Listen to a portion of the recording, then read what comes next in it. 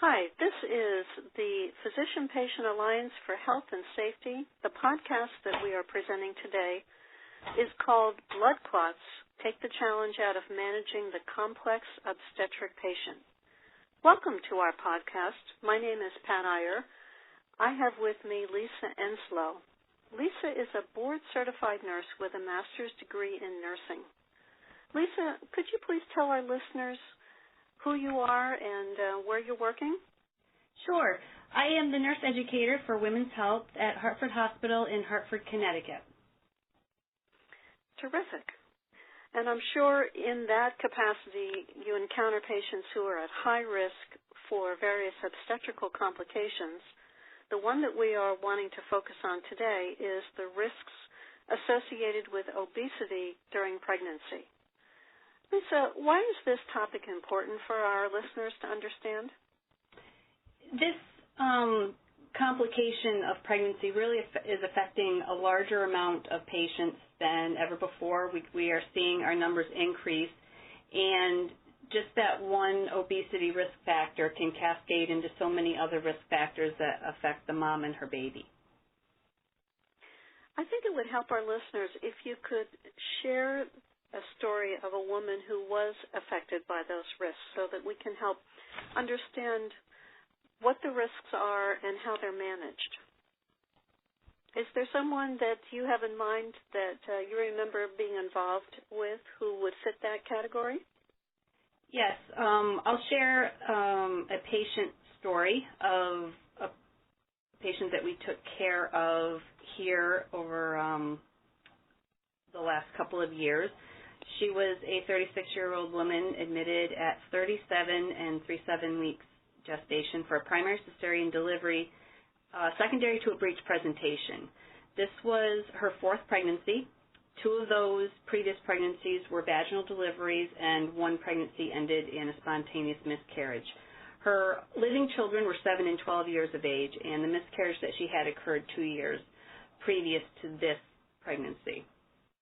She was originally scheduled for delivery at 39 weeks, but during a routine biophysical profile score that was done because of her risk factors, she scored a 4 out of a 10, and that score gives us cause for concern, in addition to her reports of decreased fetal movement. So the low biophysical profile score and her reporting of decreased fetal movement prompted an earlier delivery. Let's talk a little bit about that biophysical profile. What does that profile describe? This is a measure of fetal well-being in utero, and it's based on 5 criteria. It's done by ultrasound, and we look for fetal movement, volume of amniotic fluid, fetal tone, fetal breathing, and the reactivity of a non-stress test. Each of these 5 criteria is given a maximum score of 2, and the highest possible score that a woman can get is a 10. So a score of 4 out of 10 warrants labor induction, especially if the gestational age is greater than 32 weeks. So if we go back to this case that we're discussing, who we're going to call Mrs. M, what was her condition like on admission to the hospital? On admission, she denied any leakage of fluid, no vaginal bleeding, and she did not complain of feeling any contractions. We were unable to monitor externally because of her size. Can you give us an idea of how large a woman she was? The patient's BMI was a 67, which puts her in the category of having supermorbid obesity, and that classification is a BMI greater than 50. And by BMI, we're talking about the body mass index. Can you tell us a little bit more about how that is determined? The BMI, or body mass index, lets us classify a patient's weight, and obesity is defined as having an excessive amount of body fat. So a formula is based on height and weight to calculate the BMI, and this is often used to determine if a person is obese. A BMI of 18.5 to 24.9 is considered normal. Anything below 18.5, a person is considered underweight. A BMI of 25 to 29.9 is overweight. 30 and higher is obese, and 40 and higher is extreme obesity. And the term that we used earlier, the supermorbid obesity, is greater than 50, and that is a relatively newer term. And just to focus in on her number again, she had a BMI of 67. That's correct. All right. What are the risks of pregnancy and delivery associated with that supermorbid obesity level? This classification puts her at significant risk for a number of complications, including an increased risk of VTE, infections, difficulty with anesthesia, respiratory compromise, hypertension, infection, preeclampsia or eclampsia, having a large for gestational age infant, being overdue, fetal death, cesarean delivery, gestational diabetes, and a 5-minute APGAR less than 7. And these newborns born to moms of this obesity level are likely to be admitted to the neonatal intensive care unit. And we'll come back to the APGAR score in a little bit, but you mentioned an abbreviation I wanted to make sure our listeners were familiar with, which is VTE. Could you just spell that out for us? VTE stands for venous thromboembolism. Okay, and better known as what? DVT, or a deep vein thrombosis, which is a blood clot in the leg. Terrific. Did this patient indeed become gestational diabetic? She did. In the case of Mrs. M, because of her complexity due to her high BMI, she also was considered advanced maternal age and at a high risk for gestational diabetes, and she did require insulin to control her blood glucose levels. They began monitoring her early in her pregnancy during the first trimester, having her do finger sticks. At that time, she had consistently high fasting blood glucose levels, and for that reason, in addition to her obesity status, she was started on NPH insulin nightly at 16 weeks gestation. Although she frequently missed appointments and forgot to bring her insulin log, she did state that her glucose levels were well controlled after initiating the insulin.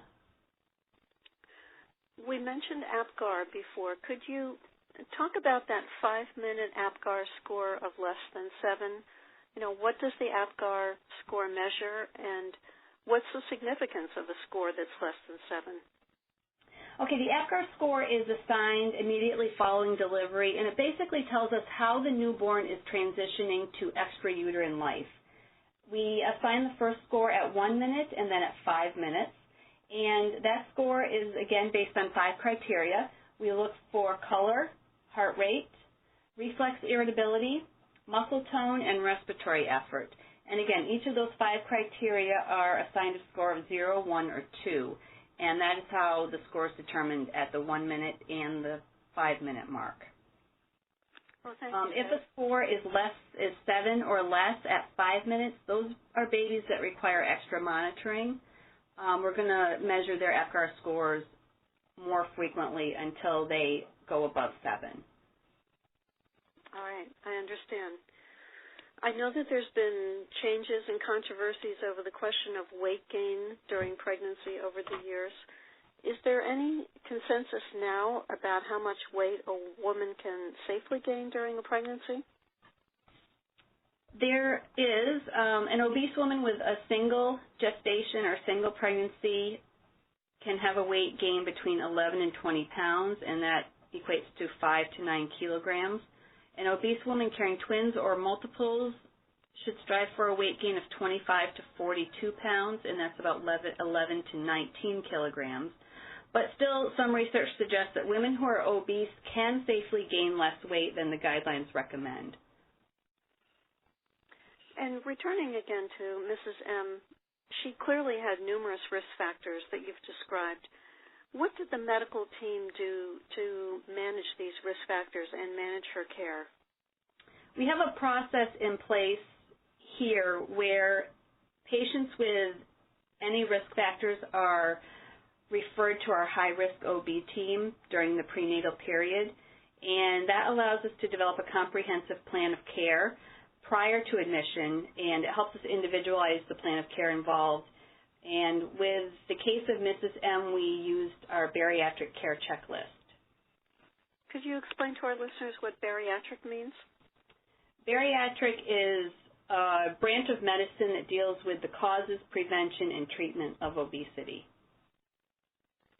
Great. And I know that this is a significant issue in healthcare that has spurred changes in equipment and awareness of risk factors and ways to be proactive to avoid some of the problems associated with obesity.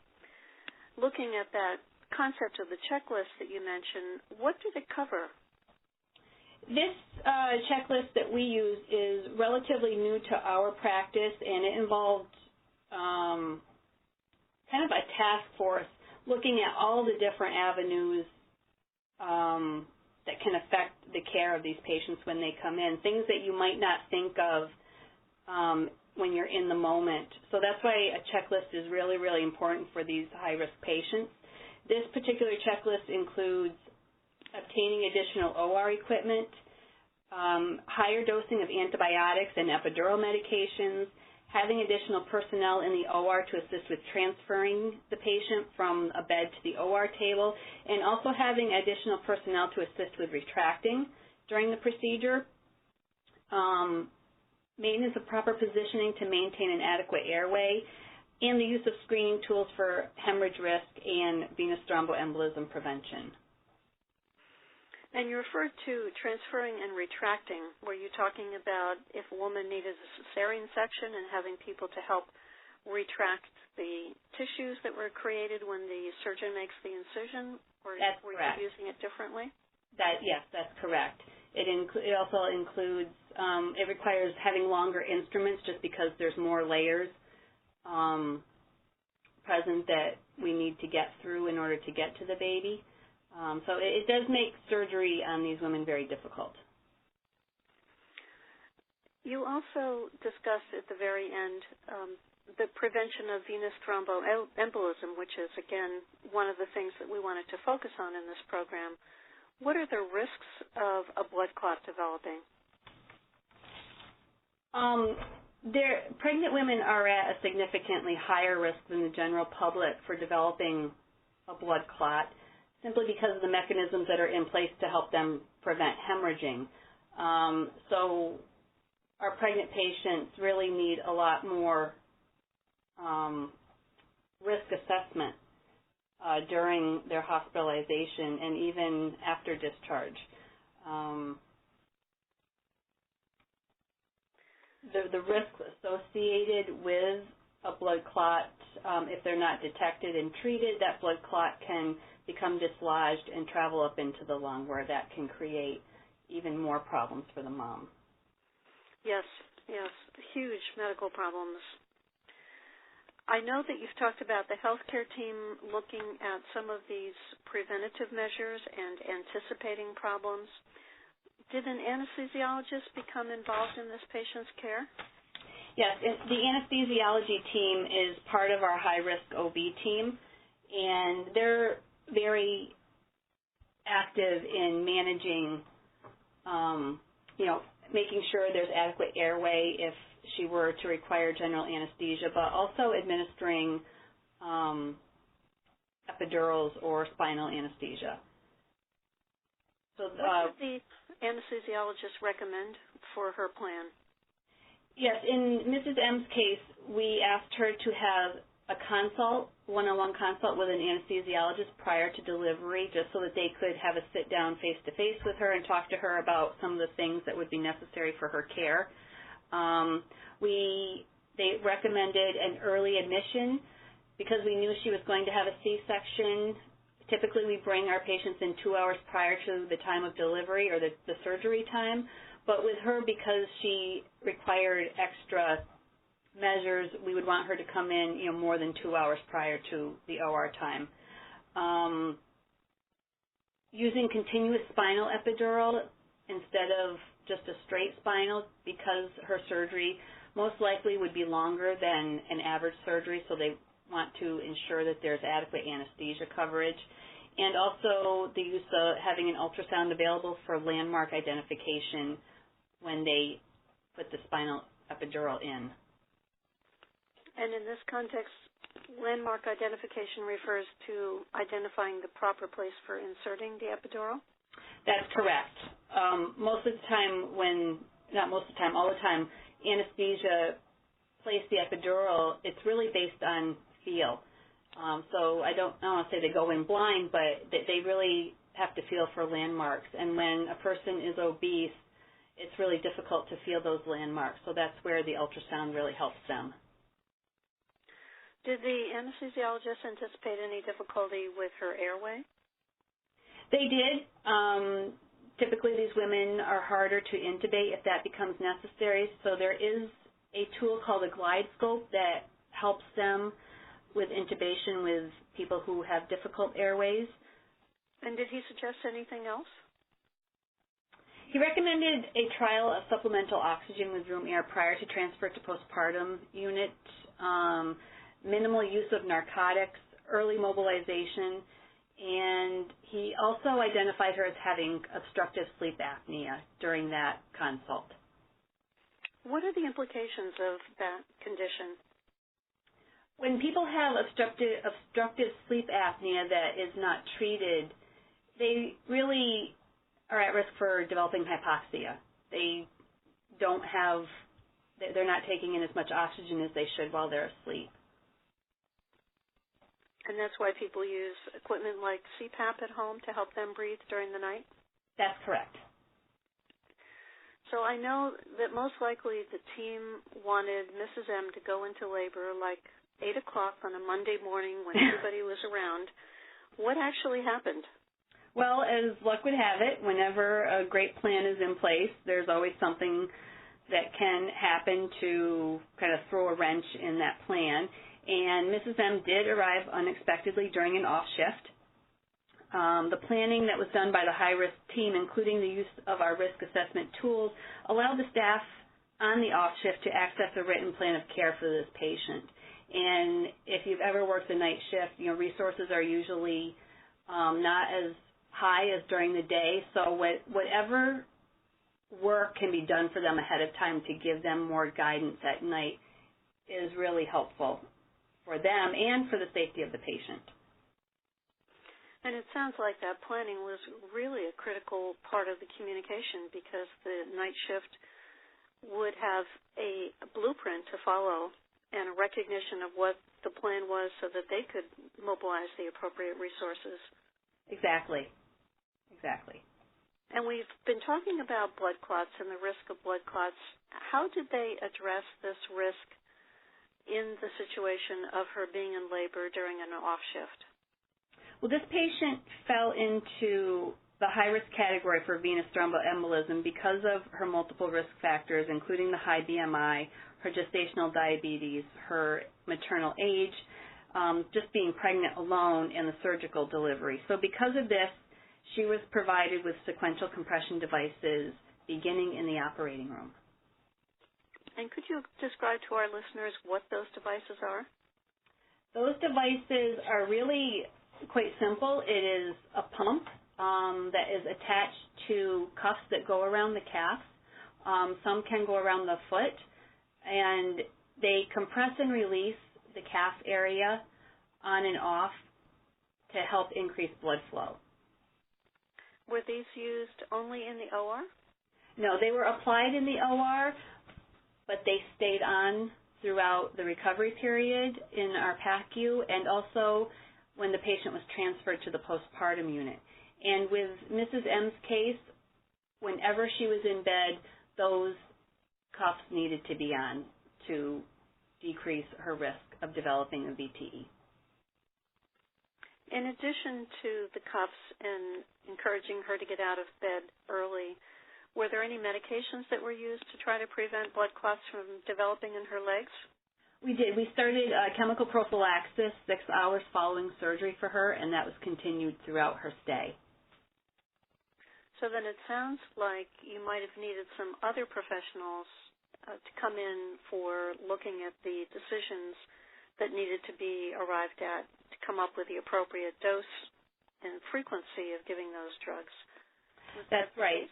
We consulted with the pharmacist to get the appropriate dosage, giving given her elevated BMI. So up to this point, you've described a woman with a BMI of 67 who's in the super morbid obese category with lots of risk factors, gestational diabetic, at risk for blood clots. What happened? Did she have any complications associated with her delivery or postpartum care? No, she was fortunate, and I would like to think that it was due to the process that we have in place and the resources that we had available. She was discharged on post-op day 4, which is normal for our C-section patients. She had a follow-up appointment scheduled within 3 to 4 days for removal of her staples and for continued glucose monitoring. Her discharge orders included frequent ambulation, really educating her about the importance of ambulating as much as she could. And she did continue the chemical prophylaxis for 6 weeks for the VTE prevention, in addition to her routine C-section postoperative instructions. It sounds like a very good outcome for a real high-risk situation. It did. The outcome was as good as we could have hoped for. Now, I know that we've focused on our website, Physician-Patient Alliance for Health and Safety, on the OB VTE, or venous thromboembolism, safety recommendations. Could you tell our listeners what these are?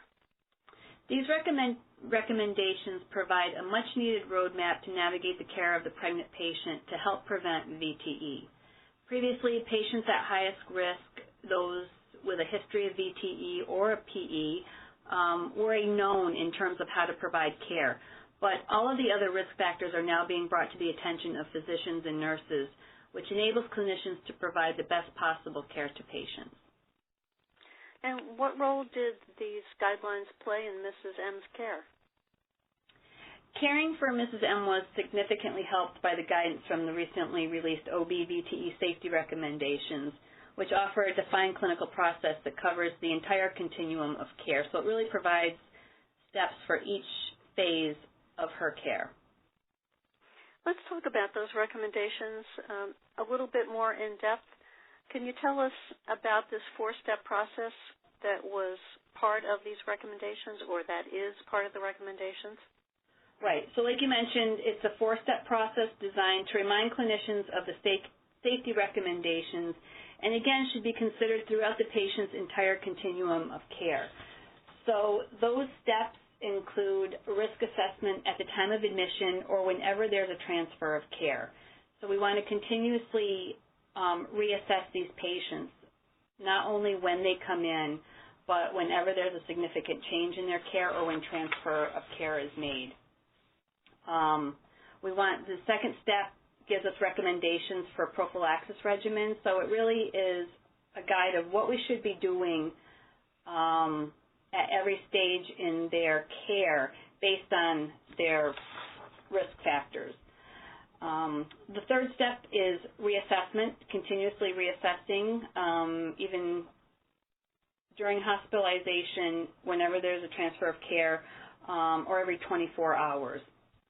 And then the last step is planning the patient's discharge, looking at what care they are going to need after they go home. All right, so we're talking about 4 steps: risk assessment, prophylaxis or prevention of complications, reassessment at intervals and during transfer of care and every 24 hours, and then at the time of planning the discharge. Right. What are the advantages of this process? Like I mentioned before, it really provides a roadmap, and it allows easy implementation and adoption across the OB specialty. It allows identification of a consistent baseline and reassessment of patients' individual risk factors as their status changes. It lets us identify early on what their actual level of risk is. Identification of which VTE prevention prophylactic measures are most appropriate and when they should be implemented. It provides detailed discharge instructions with documented patient understanding, And these are developed early in the course of care and provided to the patient, who is required to read back the instructions to determine the patient's level of understanding. So we want to actually make sure that they're understanding the education that we're giving them. It allows patient engagement, keeping them involved in their care.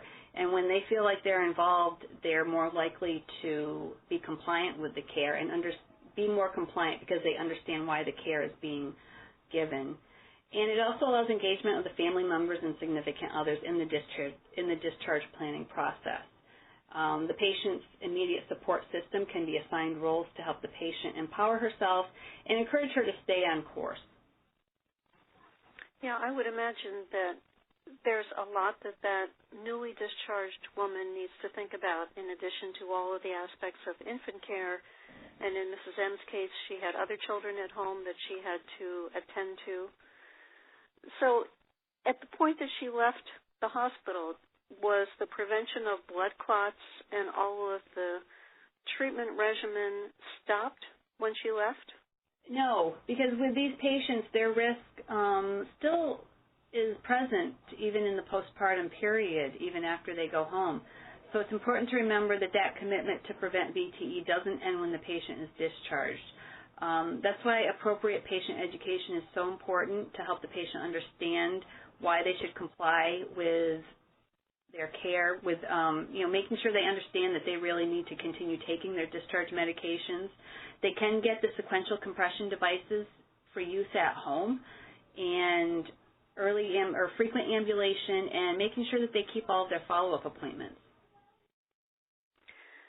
As you've been describing what happened with this patient and the wonderful outcome that she had, I wondered if you could just focus us in on the role that planning takes in affecting the outcomes of obese obstetrical patients.